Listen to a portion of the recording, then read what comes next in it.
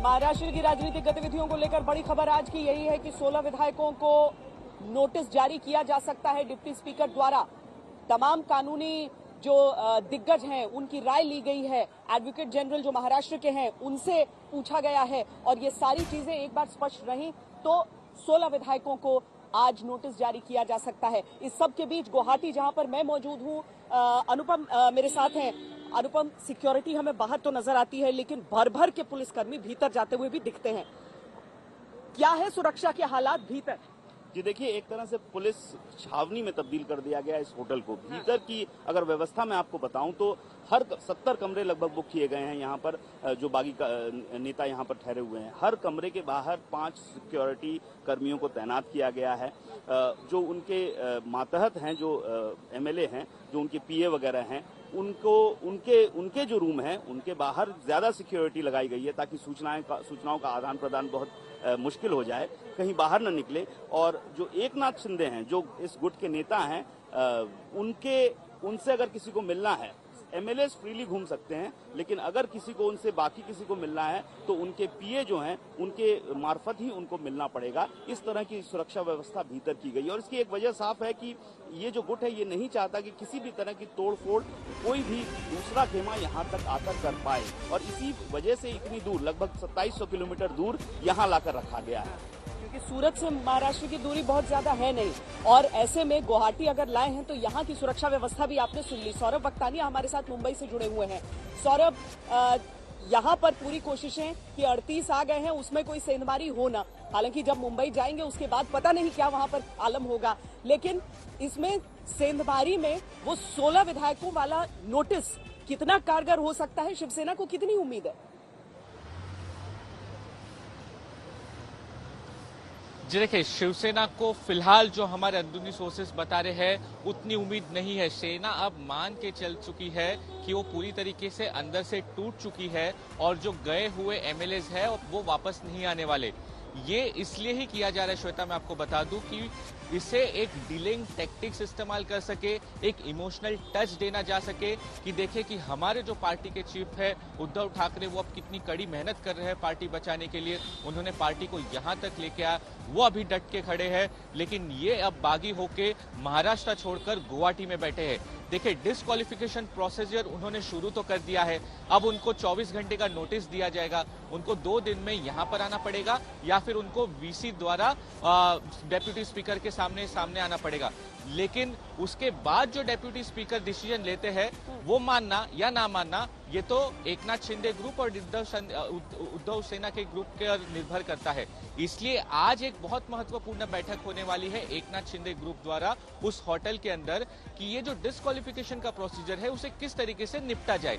ये प्रोसेस को dealing tactics के रूप पे उद्धव ठाकरे की सेना इस्तेमाल करेगी, क्योंकि उनको और लोगों तक सिंपैथी मिलाने का मौका मिलेगा और डीलिंग टैक्टिक्स से ये होगा कि वहां पर बैठे हुए लोग और ज्यादा दिमाग दौड़ाएंगे और उनका जो मनोबल है वो शायद टूट सकता है। यहाँ पर शरद पवार खुद मातोश्री आते हैं उद्धव ठाकरे को मिलने, फोन पे भी बात हो सकती है, वीसी पे भी बात हो सकती है, लेकिन शरद पवार उनके सारे नेताओं के साथ, अजीत पवार, प्रफुल्ल पटेल, जयंत पाटिल, वो सब मातोश्री आते हैं। 2-2 घंटे तक बातचीत होती है।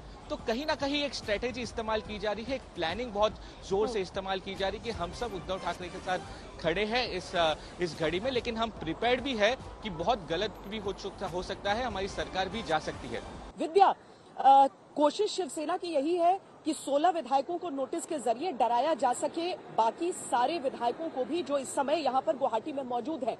लेकिन उसके साथ ही आज और भी क्या क्या रणनीतियां हैं जिन्हें शक्ल दिया जाएगा, क्योंकि हमने कल भी देखा कि पार्षदों से या युवा सेना से मुलाकात का सिलसिला चल रहा है। सड़क तक संग्राम को ले जाने के मायने किस तरीके के नजर आएंगे? जी देखिए, सड़क पर ले जाने वाली जो बात है वो इंसिडेंट भी हमने देखी है। यहाँ मुंबई में कुर्ला में एक जो एमएलए है शिवसेना के, उनके दफ्तर पर अटैक होता है।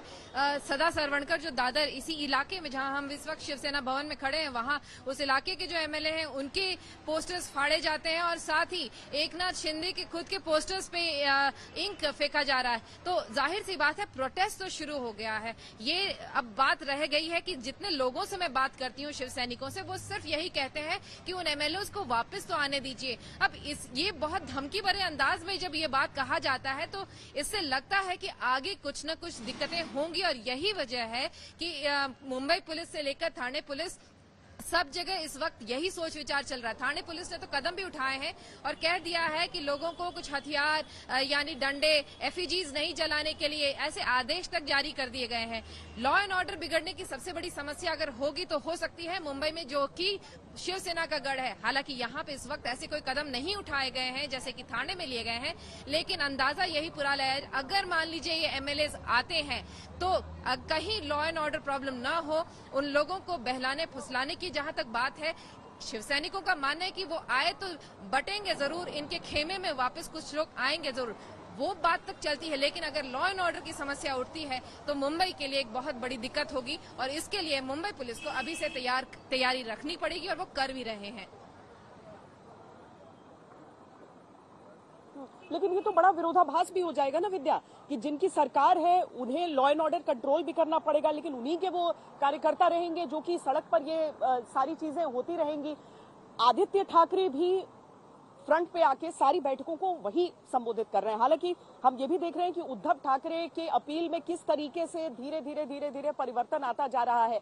शिवसेना को उम्मीद है कि ये कड़ा रुख ही रंग लाएगा। जी देखिए, विरोधाभास तो कब नहीं रहा है। शिवसेना जब बीजेपी के साथ सरकार में थी तब एनसीपी और कांग्रेस ऑपोजिशन में नहीं थी, खुद शिवसेना ऑपोजिशन में बैठी रहती थी। लगता यही था कि हमेशा से सरकार में रह के भी वो ऑपोजिशन में रहेगी। विरोधाभास हमेशा से शिवसेना में रहा है कि वो सरकार में भी रहते हैं और नहीं भी रहते हैं। तो ये जो बात आप पूछ रही हैं कि क्या लोग सड़क पर उतरेंगे, तो ये मुद्दा, ये मामला मुंबई पुलिस का हो जाएगा, ये शिवसेना का नहीं रहेगा, सरकार का नहीं गया। उनका कहना है कि वो मुंबई पुलिस देखेगी। लेकिन जहां तक बात है अगर आदित्य ठाकरे की, वो रोल में आते हुए नजर आ रहे हैं। अगर आप देखिएगा, उद्धव ठाकरे बीमार हैं, कल भी जब बात कर रहे थे तो खांस रहे थे, काफी बीमार नजर आ रहे थे, लेकिन वहीं आदित्य ठाकरे बढ़ चढ़ के मीटिंग पे मीटिंग लिए जा रहे हैं। यहाँ कल आए थे, इसके बाद उन्होंने युवा सेना को यहाँ पे एड्रेस किया, आज भी कई मीटिंग्स है। मीटिंग का दौर जो है, पूरा पदभार उन्होंने संभाल लिया है। आदित्य ठाकरे जिस तरीके से कर रहे हैं काम, उसको देखते हुए यहाँ पर जो शिवसैनिक है वो तो बहुत खुश हैं, लेकिन जो एमएलए जो गुवाहाटी में हैं वो शायद उतने ज्यादा खुश नजर नहीं हो। इस बात का भी अंदाजा यहाँ के लोगों को है।